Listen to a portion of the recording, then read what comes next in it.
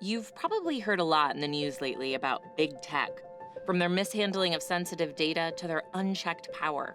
Now, there's a growing movement calling for the giants to be broken up and subject to new regulations.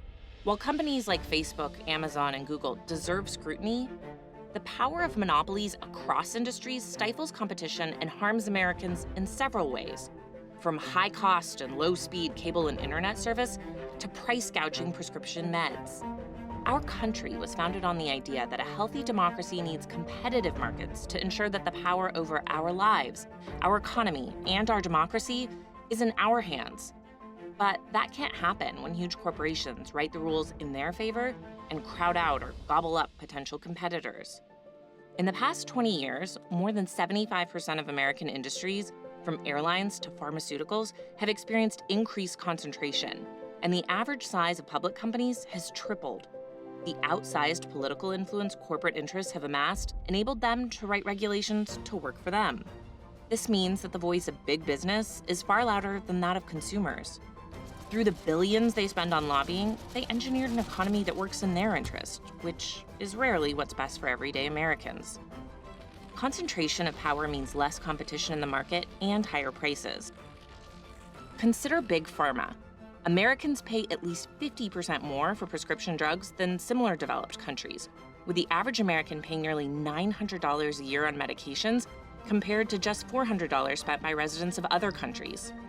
Farmers at the mercy of agriculture monopolies aren't allowed to own the chickens they raise or the seeds they grow. And Black farmers say conglomerates have used their power to discriminate against them and ultimately drive them out of business.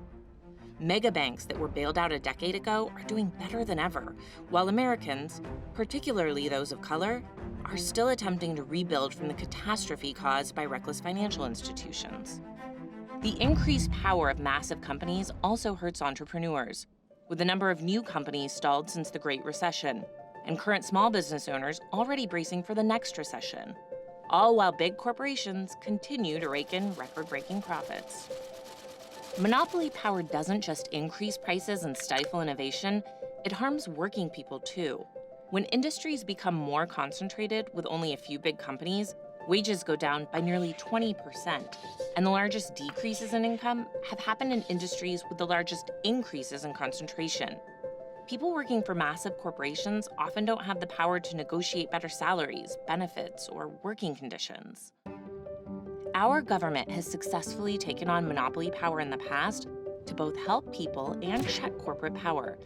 And we can do so again to create a system of capitalism with guardrails.